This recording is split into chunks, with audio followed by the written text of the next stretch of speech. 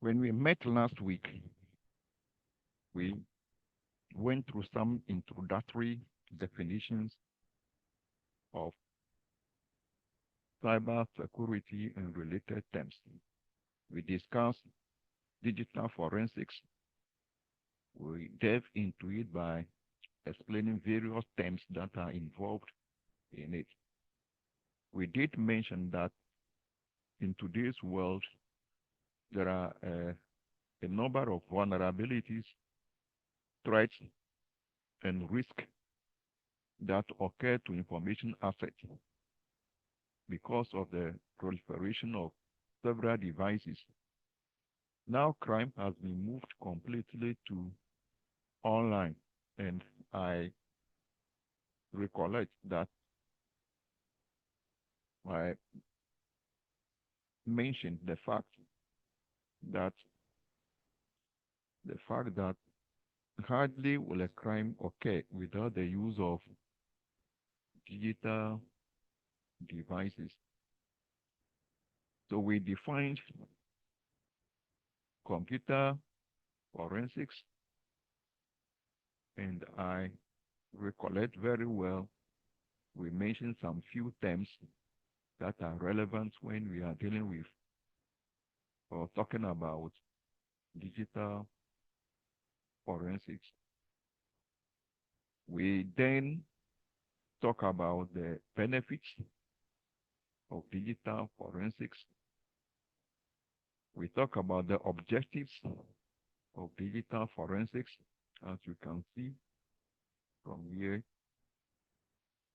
We did also mention the role of forensics investigator that you can also see on my screen over here. Then we discuss generally issues regarding digital forensics.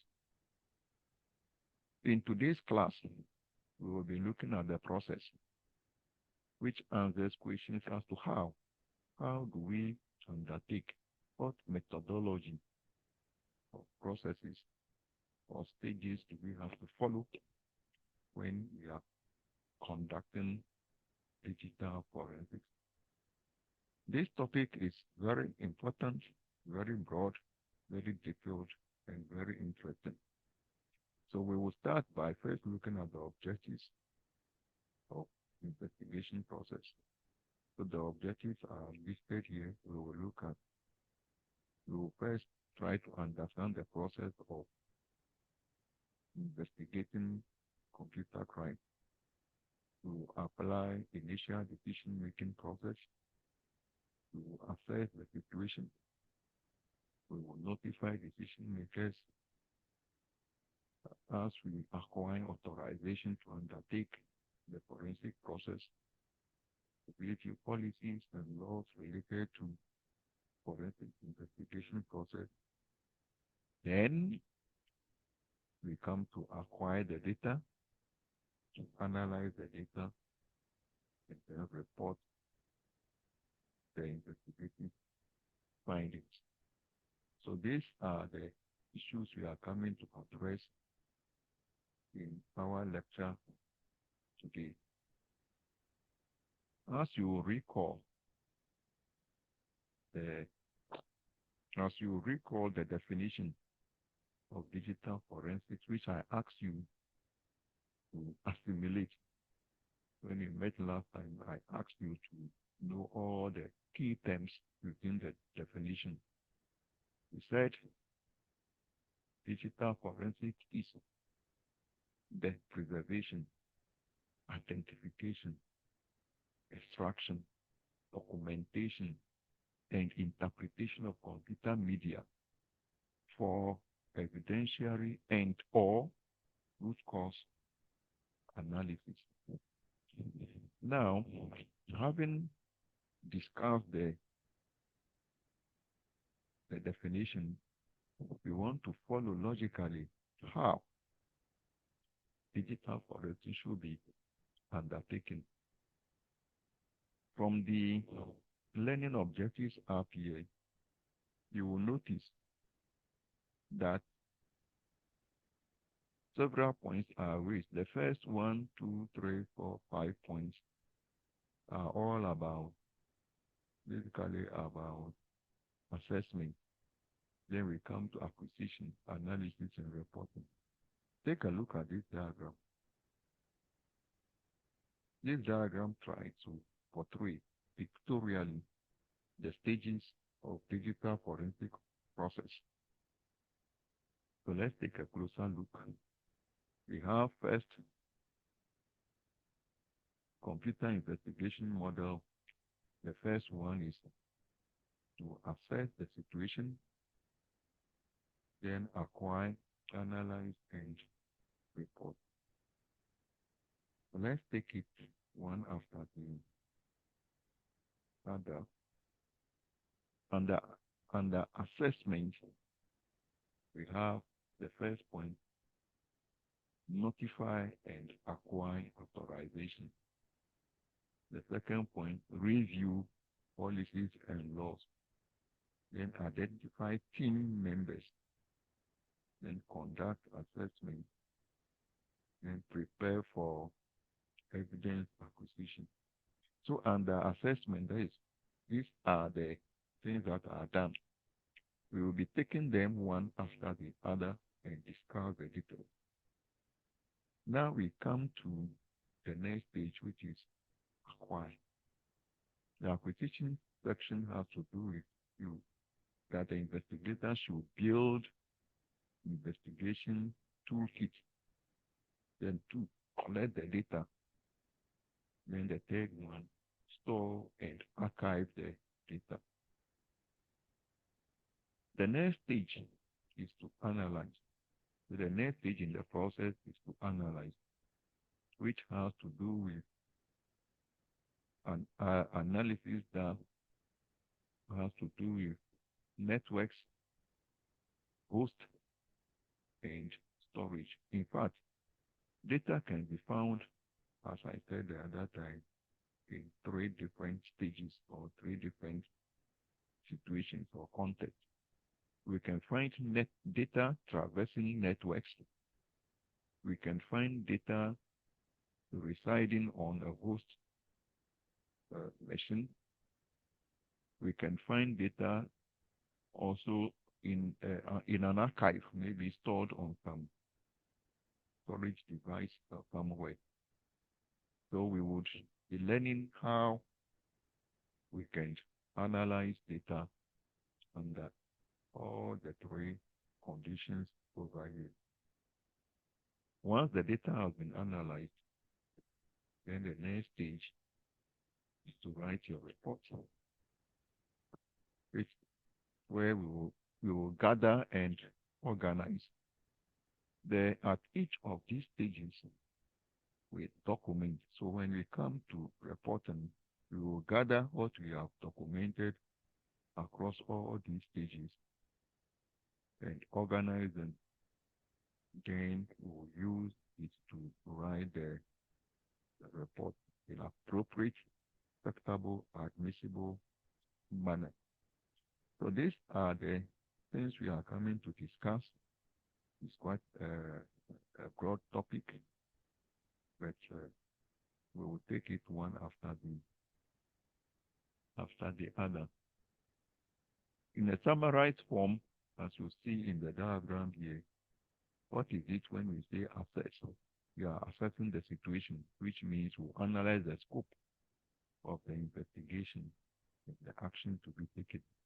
So anytime a forensic investigator is to undertake some forensic work, these are the stages or processes that he or she must go through, and it must be done meticulously. As I told you in class the other time, that if you don't do it following a standard methodology, the evidence may not be accepted, but it will be accepted when you follow best practice, go about it methodically. Okay. Now, the next stage, which is acquired, is to gather, protect, and preserve the original evidence, which is important. Analyze is to examine and correlate digital evidence with events of interest that will help you make a case. Then the next one is to report the investigation find, that gather and organize collected information and write the final report. So immediately we have discussed the overview of forensic process. Now we would be going into the detail, but there is something that is critically important, which we would need to take a closer look at before we even start talking about the stages. That is the initial decision making process. As you can see in this diagram, as you take a closer look at it, you will see here that when an incident occurs, there are two questions that must be asked and answered. The first one is, should law enforcement be involved? Let's say an incident occurred in your institution, and then there is a need to conduct forensic investigation. The first question that will be asked is whether law enforcement should be involved. So the question you may answer it and say yes. Once it is yes, then internally you must end the investigation. Contact law enforcement agency. Then you would then provide assistance, for the organization in which the incident occurred must support to provide assistance. Now, if we answer it no, law enforcement, this particular incident may not involve law enforcement, then we will continue our internal investigation. But take note that determination of whether law enforcement should be involved or not, we, the forensic specialists, will need to work together with maybe legal advisors if you are working within even an organization. So we should be able to determine whether or not to involve law enforcement with the assistance of legal advisors, because there are certain events that law will not permit that the institution should go ahead and handle it internally. Law issues regarding maybe national security and certain laws, certain critical situations, you cannot just investigate it internally. So legal advisor would advise us as to whether law enforcement will be needed or not. Okay. Now there is a key point that we would, a key decision that we will need to observe over here. That when an incident occurs, one should be mindful about the institution. So the primary concern of an investigator is to prevent further damage to the organization, because already some people have caused some damage to the organization. So the organization should be mindful of not sending this to the public domain immediately and then further destroy the reputation of the organization. So the investigation is important, but it is secondary to protecting the organization, unless there are some national security issues. So it's very important. A number of incidents happen to organizations, even some financial institutions, where they do not take it to the public and announce that this amount of money has been stolen by hackers from the bank. To know the implication, if I have money in that bank and I hear this kind of announcement, the following morning I will go to demand my money, and now and everybody else will run there, and that can collapse the financial institution eventually. So when an incident occurs, which I know some even occurred in some academic institutions where some hackers broke into systems, or even internal persons were changing student grades and so forth. Now, should the institution jump to the public domain and announce that results have been changed by hackers or internal persons, internal employees? No. If you do that, then students who will graduate from that institution, what will happen? People will be saying that, oh, is it not that school where they were just changing grades? That would tarnish the image of your certificate.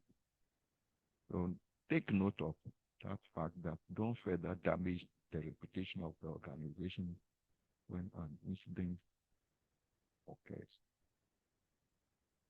All right. Having take this first initial decision whether it will involve investigation, should involve law enforcement, or it can be conducted internally.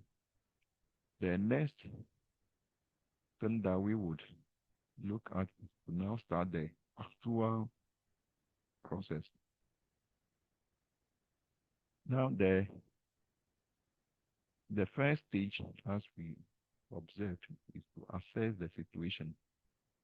So this section describes how to conduct a thorough assessment of the situation, how to establish scope, and the required resources for internal investigation. There are 5 steps to follow under this subheading or under this stage. The first one is notify decision makers and acquire authorization. Review applicable policies and law. Identify investigation team members. Conduct thorough assessment. Prepare for evidence acquisition. So take them one after the other as I attempt to explain them. Okay, notify decision makers and acquire authorization. You see, sometimes people are too enthusiastic that when an incident occurs, they say, oh, we will get them. Those who did this will get them. Then quickly they remove the hard drive and start doing some analysis to get them. But the process is not so. The process is to start from somewhere, because, as I told you, digital data is volatile, delicate, and so forth. Therefore, we must follow strict procedures. So the first thing that one should do when there is a need to start an investigation process is to obtain proper authorization. So assuming it is an organization and some incident has occurred, the first is to obtain authorization. Unless maybe there is existing policy or procedures that provide for that authorization. Maybe in your policy, there is a policy that says that if an incident or occurs, maybe the investigator can start work or whatever. But apart from that, if you don't obtain authorization, then already you break the principle or the process. Don't be enthusiastic to start doing whatever. Okay. Then you need to conduct a thorough assessment of the situation and define the course of action. This authorization, as I was saying, it should be a written. There should be a written authorization from management or whatever asking that undertake this process. In many institutions, we have similar procedures as to authorization before things are done. Don't take oral authorization. Oh, you can go ahead, get it done. We need to get them. No, written authorization. Otherwise, to your surprise, you may be asked, who authorized you to do this? Who authorized you to do this? So when an incident occurs, the first is for you to notify decision makers, obtain written authorization from get it from authorized decision maker to conduct the computer investigation. That's number one. Now, document all actions you undertake that are related to the investigation. This documentation may ultimately be used in court to determine the course of action that was followed during the investigation. I told you the other time the importance of this kind of documentation. Now, depending on the scope of the incident and absent of any national security issues or life safety issues, the first priority is to protect the organization from further harm. I said that already.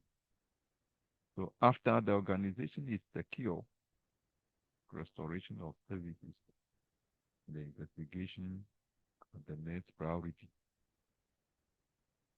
So decisions you make at this stage may be questioned as much as the evidence. So you will see that it's not the evidence, the outcome of the evidence alone that is questioned, even the decisions that you make. For instance, after doing some analysis and somebody asks you, who authorized you to carry out this investigation process?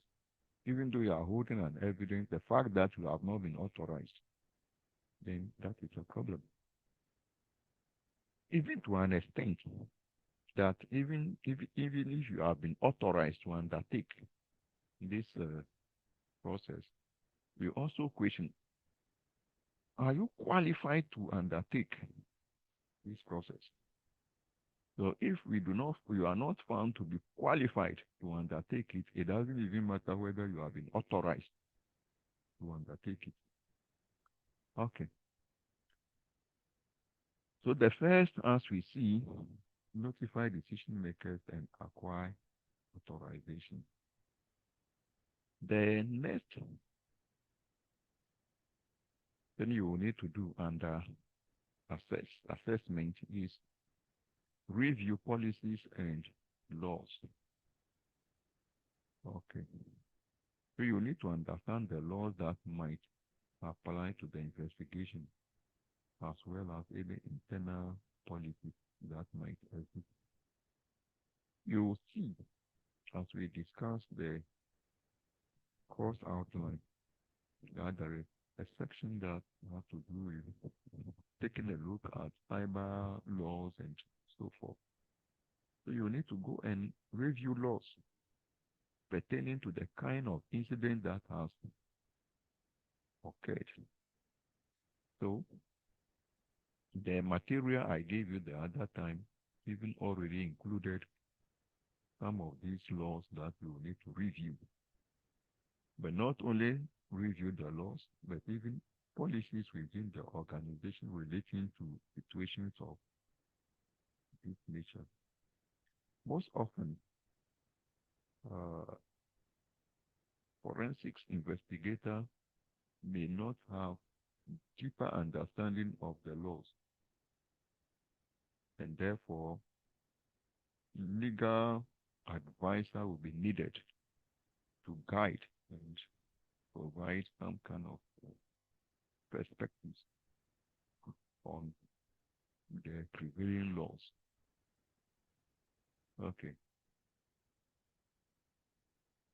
Now, the other point is, as you consult legal advisor in order to avoid potential issues from improper handling of investigation, the way you even handle the data and all that matters, so that the legal advisor would guide you as to how you ensure you don't compromise customers' personal data, or you don't violate any state laws, or you don't incur criminal or civil liability. So that is very important. Okay. Then issues about customer privacy and confidentiality will also have to be observed.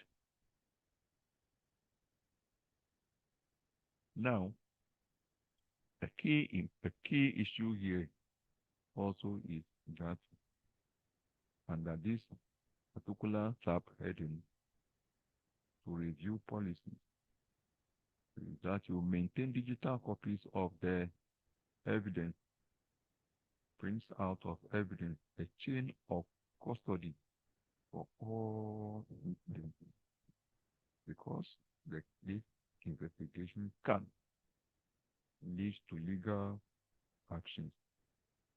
Preservation of the chain of custody is accomplished by having verifiable documentation that indicates who handled the evidence, when they handled the evidence, and the locations, dates, and times of where the evidence was stored. Even secure storage of evidence is necessary. On whose custody has the evidence been? These are all going to be verified. Therefore, care must be taken when undertaking or performing forensic process. The next issue under assessment is that we should identify the investigation team members. Identify the investigation team members. Okay. Most often, ideally, team members should have been established before the incident occurred. So in an institution, the institution should have a team member to respond to incidents and then investigation. Okay. Now, the following best practices will guide us when forming an investigation team. What are the best practices? The first one is to identify a person who understands how to conduct an investigation. And bear in mind that the credibility and skills of the person performing the investigation are often scrutinized if the situation results in legal proceedings in a court of law. So if you are not qualified and they appoint you, we know him, he's experienced. And later on, when we find out you are not qualified person to carry out the evidence may be in question.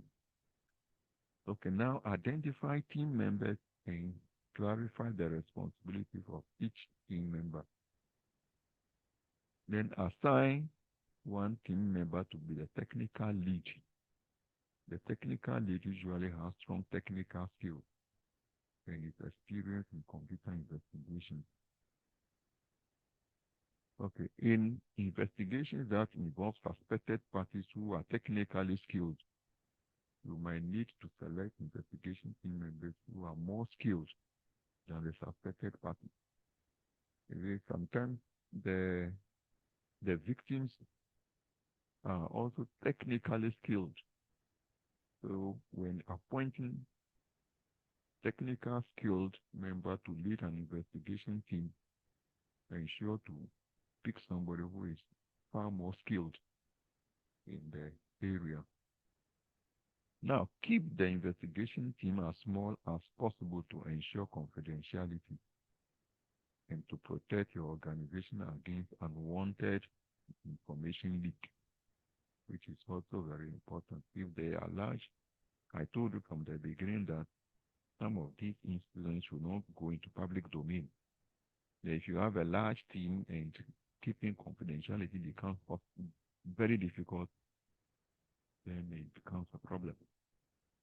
Now, also engage a trusted external investigation team if your organization does not have personnel with the necessary skills. Now, another important point that each team member must have a clearance and authorization to conduct the assigned task.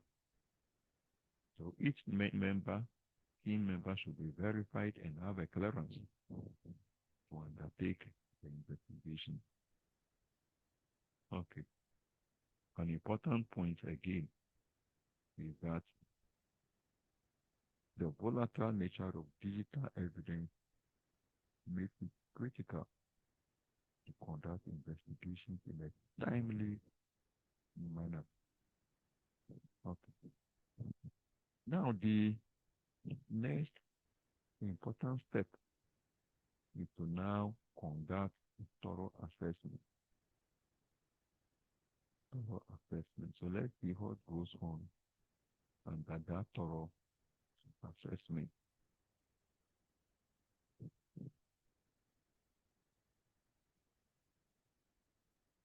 One, you will need to gather all available information to describe the situation. Its potential severity, parties that will be affected, and even suspected parties. Now, to identify the impact and severity, sensitivity of the investigation on the organization. So you will need to remember to evaluate the potential impact of the incident on public relations. Generally, this assessment will go or will likely be beyond the expertise of IT personnel. So, this stage is done in conjunction with management and legal advisors. Analyze the business impact of the incident throughout the investigation. So, for something like you need to list the number of hours required to recover from the incident, hours of downtime, cost of damage to equipment, loss of revenue, maybe the value of trade secrets, and then so forth. That is both tangible and intangible resources. So how intangible resources will be affected must be analyzed, such as future impact on the reputation of the institution, customer relations, even employee morale. Also ensure not to inflate the severity of the incident because you will cause panic. So the actual impact will be determined. This what you have done is just an assessment, but actual impact will be determined at a later time. Okay, as I said, that all this work may involve not only IT, but in conjunction with management and legal advisors. Okay. Now let's take a look at some way of conducting risk assessment, the process. The process of conducting the risk assessment is listed over here. So let's take it from here. First, identify the network or networks that are involved, the number of computers affected, the type of computers affected as well. Now, obtain the network topology documentation, which has detailed network diagram that will provide infrastructure information about the servers, network hardware, firewalls, internet connections, and even computers on the network. Very important. Now, identify external storage devices and any remote computers that should be included in the assessment. External devices should include using pen drives, memory cards, flash cards, optical discs, magnetic discs, and so forth. Also, capture the network traffic over a period of time if live analysis is required. Bear in mind that capturing network traffic can be a breach of privacy depending on the scope of the capture. The next point is use tools to determine the state of software applications and operating systems on the computers that are likely affected. There are a number of useful tools we'll be looking at, from Windows environment to capture logs, even in other operating systems that can do internal assessment and capturing of software and operating systems that might be affected. In some information gathering, where processes are running in memory as well as data in memory, capturing this must be done in real time, and the data becomes so volatile. So we'll be looking at ways to handle volatile data. Now, the best practices that we have can help us obtain complete understanding of the situation. Things like you have to build timeline and map out everything, documenting the discrepancies between the date and time of hosts such as network computers and so on. Identify and interview anyone who might be involved in the incident, such as system administrators and other users. Document all interview outcomes. Retrieve logs from external and internal facing networks and so forth. Now, when these assessments are done, finally prepare to acquire the data. Prepare to acquire the data. So, how do we do that? Okay.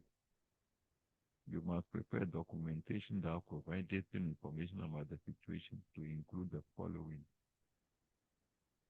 An initial estimation of impact of the organization, detailed network topology, summarize interview outcome of any legal and third-party interactions, report on logs, and a proposed course of action. So when you do all this, you see that all these are basically paperwork.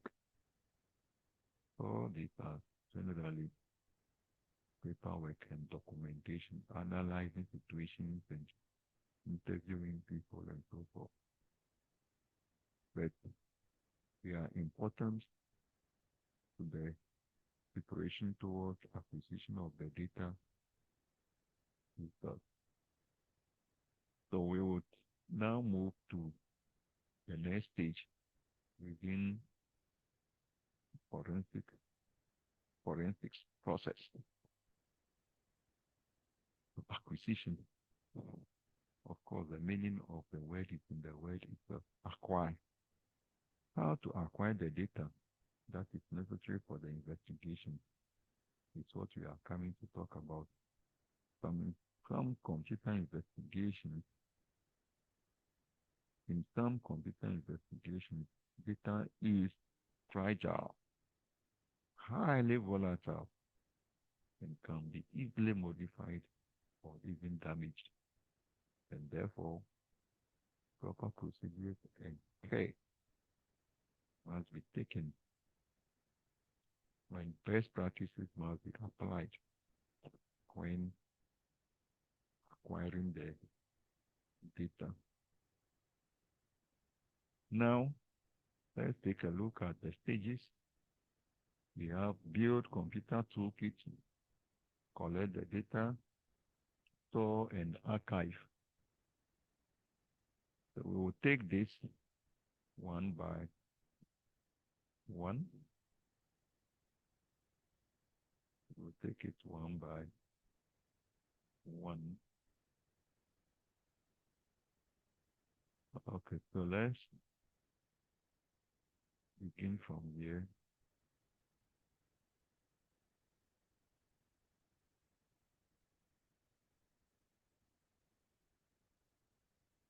The first one is to build computer investigation toolkit. So that is here. What does it mean? You need to collect hardware and software tools that will be used to acquire the data during the investigation process. Okay. So tools such as a laptop computer with appropriate software tools, operating systems, and patches, application media, right protected backup devices, other blunt media, basic network equipment, even cables. Ideally, such a toolkit will be created in advance.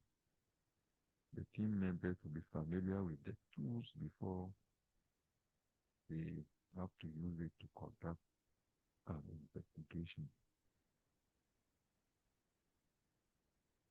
Okay. Now the following guidelines when building, to use the following guidelines when building and using computer investigation toolkit. So let's take a look at that. So first, you remember last week I asked you to look out for some forensic tools, both commercial and open source, because as an investigator you should be familiar with the tools, their features, their capabilities, and so forth. So you see here that the guideline when you are even building the toolkit would include, you need to decide which tools you plan to use before you start the investigation. The toolkit will typically include dedicated computer forensic software, as I asked you to look for. A lot of them: EnCase, Forensic Toolkit, FTK, Pro Discovery, a lot that we'll be talking about, and also familiarizing ourselves with some of them. Ensure to archive and preserve the tools. List each operating system that you will likely examine. because the incident has occurred on a network host machine, and also you will need to be familiar with different operating systems and ensure you have the necessary tools for examining each of the various operating systems. Also include a tool that will help you to collect and analyze metadata. I'm sure you all know what metadata is. Include a tool for creating bit-to-bit and logical copies. Include tools to collect and examine volatile data, such as the system state. Include a tool to generate checksums. Maybe in our next class, I will ask you to identify tools that can do these things. But the assignment I gave you, you should be able to come out with tools that can do these things. So you may say this particular tool can do bit to bit and logical make to bit or logical copies of original data. The tool that can generate checksums and digital signatures on file. Now, so if you need to collect physical evidence, include as well digital camera in your toolkit. The toolkit that you have gathered should meet certain standards. And these are the standards I want to talk about. Data acquisition tools are known to be accurate. So proving accuracy is generally easier if you use well-known computer forensic software. So we don't use, for critical systems, we don't use any available forensic software. No. Use standard forensic software. The tools do not modify the access time of files. The examiner's storage device is forensically sterilized, which means the disk drive does not contain any data before it is used. You can determine whether a storage device is forensically sterilized by running a checksum on the device. If the checksum returns 0, it does not contain any data. And also take note that the examiner's hardware and tools are used only for the computer investigation process that is currently going on, but not other tasks. Okay, so that is some guidelines that we should follow. Okay.